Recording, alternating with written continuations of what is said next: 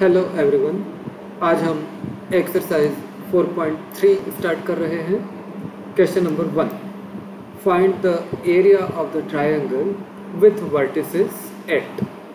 Third part हमने लिया है यहाँ पर, जिसमें वर्टिसेस -2, -3, 3, 2 एंड -1, -8 दिए हुए हैं।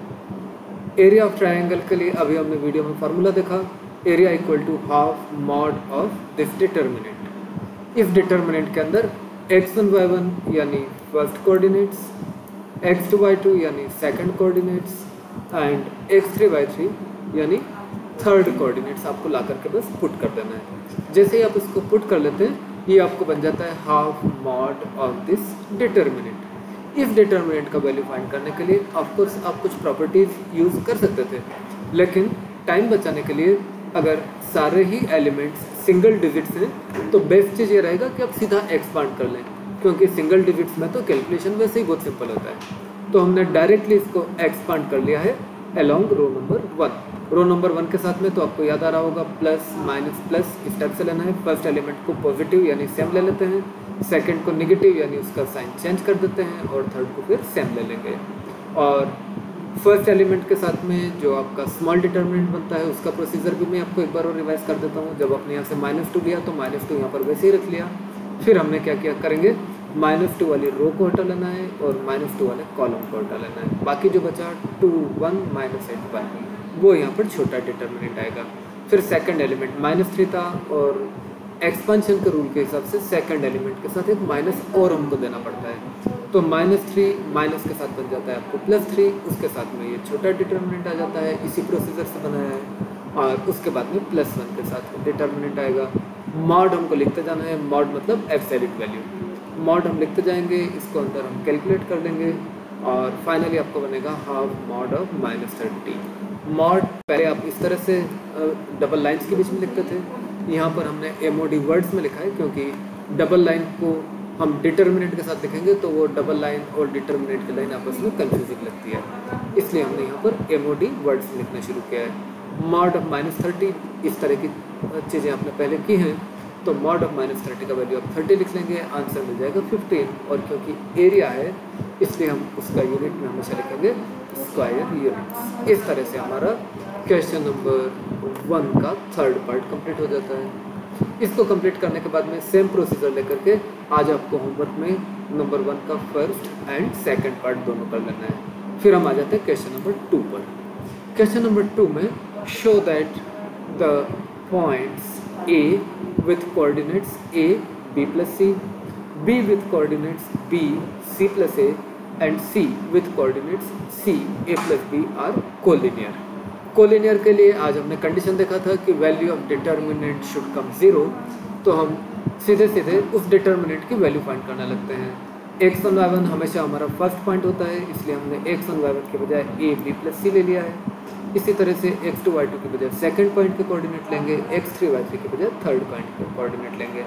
ऐसा करें तो आपको ये वाला डिटर्मिनेंट बन जाता है। हमको पॉइंट्स का तो कोलिनियर शो करना है, तो वैल्यू ऑफ डिटर्मिनेंट 0 बनाना है। देखिए इस डिटर्मिनेंट के वैल्यू अगर आपको 0 बनाना हो तो आप ये जो वंस हैं ऐसा वंस एक जगह और ले आइए, और वंस लाने के लिए अगर सेम एलिमेंट यहाँ बन जाए तो वो कॉमन आ जाएगा।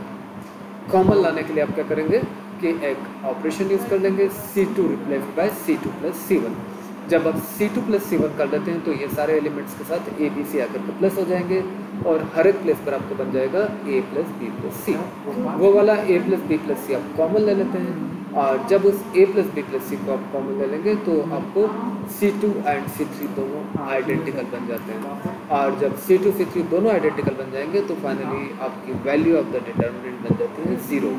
जैसे ही वैल्यू ऑफ दिस डिटर्मिनेंट आपको 0 मिलता है, गिवन पॉइंट्स को आप डिक्लेयर कर सकते हैं कि दे आर कोलिनियर। इसके बाद में हम आ जाते हैं थर्ड क्वेश्चन के ऊपर। थर्ड क्वेश्चन के अंदर भी हम सिर्फ सेकंड पार्ट में करने वाले हैं। थर्ड क्वेश्चन में हमको फाइंड करना है values of K if area of triangle is 4 square units and vertices are given by these.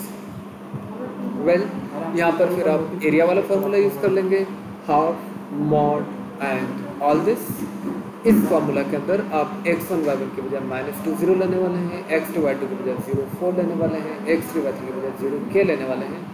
और जब ये सारा वैल्यूज आप लेकर के इसको एक्सपांड करने को सोचेंगे तो नेचुरली यहाँ पर आपको डबल ज़ीरो दिख जाता है, इसलिए आप कॉलम नंबर 1 के साथ में इसको एक्सपांड कर लेंगे। पॉजिटिव नेगेटिव पॉजिटिव, -2 तो वैसे ही रहेगा, -2 के साथ में -2 वाली रो एंड कॉलम का आप रिमूव कर लेते हैं तो 4 1 k1 वाला छोटा डिटर्मिनेंट यहाँ पर बन जाता है। उसके बाद आपको आता है -0 +0, इसको अपन सिंप्लीफाई कर लेते हैं तो आपको बनता है 8 = mod ऑफ दिस एक्सप्रेशन। इसके अंदर आपको 8 = mod ऑफ -8 + 2 का मिला।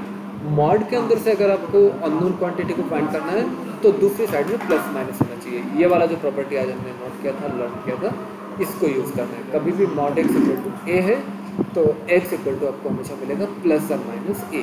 यहाँ पर आपको mod ऑफ दिस = 8 था तो दिस थिंग -8 + 2 के इक्वल टू आपको मिल जाएगा प्लस माइनस करके 8। जब प्लस माइनस मतलब आपके पास में दो ऑप्शंस मिले हैं, दो ऑप्शंस के अंदर आपको प्लस माइनस के साथ में एक बार पॉजिटिव ले लेना है, उससे एक के की वैल्यू मिलेगी, दूसरी बार नेगेटिव ले लेना है, उससे आपको के की दूसरी वैल्यू मिल जाएगी।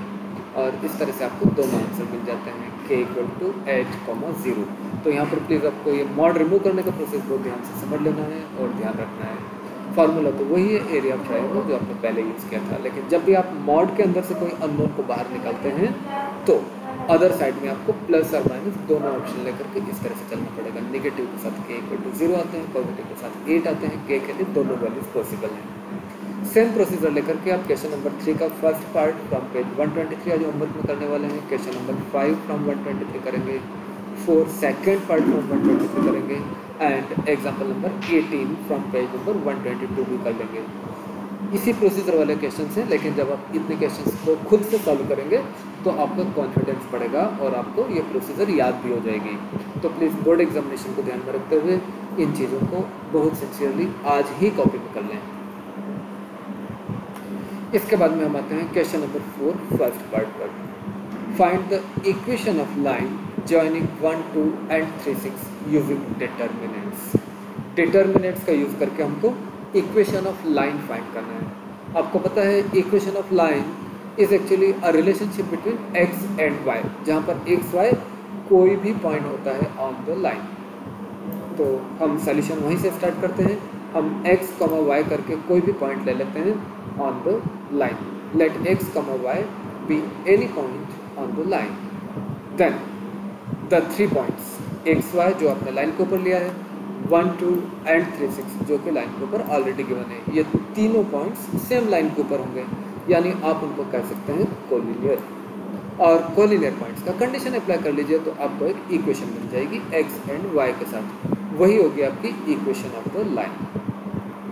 वेल, तो इसको लेकर के हम आगे चलें तो फार्मूला लिख लेते हैं। फार्मूला के अंदर x1 y1 के बजाय फर्स्ट पॉइंट ले लेते हैं, xy x2 y2 के बजाय सेकेंड पॉइंट 1 2, x3 y3 की जगह पर लेते हैं 3 6 द थर्ड पॉइंट। और ये सारा लेकर के जब आप इसको एक्सपांड कर लेंगे विथ रो नंबर 1 तो आपको ये स्मॉल डिटर्मिनेंट्स मिलते हैं। इनको जब आप सिंप्लीफाई करेंगे तो आपको ये इक्वेशन मिल जाता है -4x + 2y = 0। कुछ स्टूडेंट सोचते हैं कि हम यहीं पर आंसर लिख दें, टेक्निकली तो छोड़ सकते हैं, लेकिन बेस्ट चीज़ यही होगी कि आप आंसर को सिंपलेस्ट फॉर्म में लिखें। जब आप सिंपलेस्ट फॉर्म के अंदर लिखते हैं तो आप देखेंगे 2 4 कैंसिल हो जाते हैं, y = 2x लिख लें या y - 2x = 0 लिखेंगे तो अच्छा दिखेगा। This is the required equation of line. इस तरह से आपका ये क्वेश्चन कंप्लीट हो जाते हैं और इसके साथ आपकी एक्सरसाइज 4.3 भी कंप्लीट हो जाती है। बहुत सिंपल एक्सरसाइज है। इसके अंदर से कभी कभी आपको 4 मार्क्स वाले क्वेश्चन बनता है, कभी कभी 1 या 2 मार्क्स वाले क्वेश्चन भी पूछ लिए जाते हैं। तो प्लीज़ इसको अच्छे से फार्मूलाज को लर्न करते हुए रिवाइज कर लें, होमवर्क आज ही कंप्लीट कर लें और कोई भी डाउट है तो मुझसे ज़रूर क्लियर कर लें। Thank you.